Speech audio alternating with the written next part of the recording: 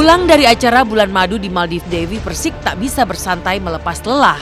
Ia bersama Angga, sang suami, dipanggil pihak kepolisian Polda Metro Jaya terkait kasus DP dengan penjaga portal busway saat akan menerobos jalur Transjakarta. Kasus yang dikira DP dan Angga telah selesai ternyata belum usai. Pasalnya petugas portal tersebut merasa mendapat ancaman dari suami DP, Angga Wijaya. Lantas seperti apa klarifikasi DP seputar kasus yang menyeret dirinya dan sang suami hingga dipanggil penyidik tadi malam.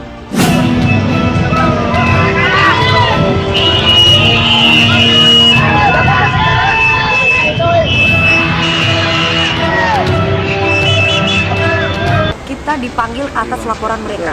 Jadi terlapor belum? Karena terlapornya belum ada identitasnya. Jadi mereka ngelaporin itu nggak ada namanya, Mas. Nggak ada namanya. Lucu kan? Kita dilaporin, tapi nggak ada namanya. Tapi kami dipanggil polisi gitu loh. Pertanyaannya kronologisnya bagaimana? Gimana ceritanya? Seperti apa? Dan jam segitu ada di dalam mobil tuh ada berapa orang? Kayak gitu aja. Ya namanya kita sebagai warga negara dipanggil ya kita dateng gitu kan. Nanti kalau misalkan kita mangkir nanti gosipnya nggak enak lagi kan gitu. Jadi ya karena memang saya dipanggil, diundang untuk mengklarifikasi atas pelaporan dari pihak dia ya kami datang kan gitu. Begitupun juga dia juga akan diundang untuk menyelesaikan masalah ini gitu atas pelaporan yang kami laporkan kepada mereka.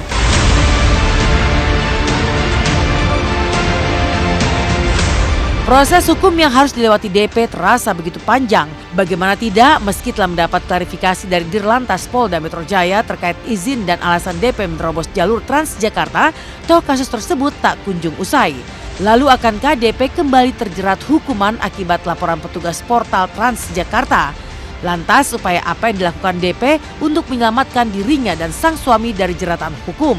Dasar laporannya bahwa mobil tersebut mengancam petugas, jadi yang mengendarai itu mengancam petugas. Kan ancaman petugas, satu fitnah dan perbuatan tidak menyenangkan. Saya tidak merasa mengancam. Justru saya meminta tolong. Orang mau minta tolong masa ngancam juga. Mas minta tolong dibukakan gerbangnya. Kita mau lewat dikarenakan ada orang sakit. Dan kita dalam pengawalan? Betul, dalam pengawalan polisian. Terus dibilang katanya nggak ada polisi yang ngawal. Saya sempat telepon dan kalau diangkat mau suruh berbicara langsung gitu.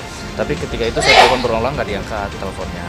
Dan apakah dia bisa membuktikan bahwa Mas Angga ini mengancam dia? Hei, mau saya apakan gitu? Ya kan itu kan ada tata bahasa atau ahli bahasa yang bisa menerjemahkan itu.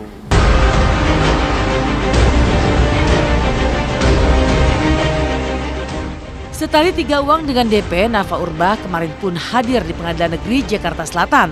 Nafa dihadirkan sebagai saksi terkait laporannya atas kasus dugaan pedofilia yang sempat menjadikan putrinya sebagai target.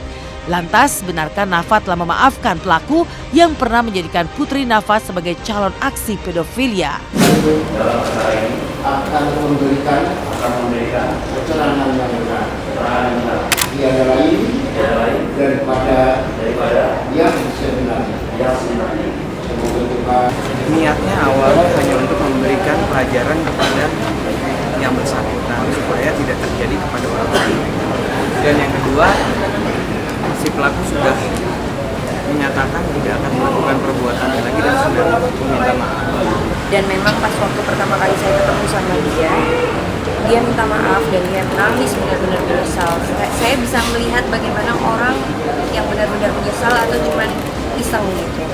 Cuman kan memang sekarang ini kayak kasus soal pornografi, terus kasus soal pelecehan anak itu kan maraknya luar biasa gitu. Maksudnya dengan terjadinya hal ini bisa benar-benar jadi kayak alarm buat kita semuanya juga.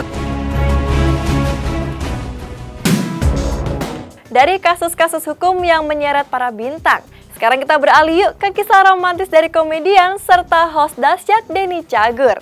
Jadi ini pemirsa, tadi malam Denny Cagur memberikan surprise karena Teh Santi sedang berulang tahun. Wah, selamat ulang tahun ya Teh. Duh, mereka berdua so sweet banget deh, jadi iri kan?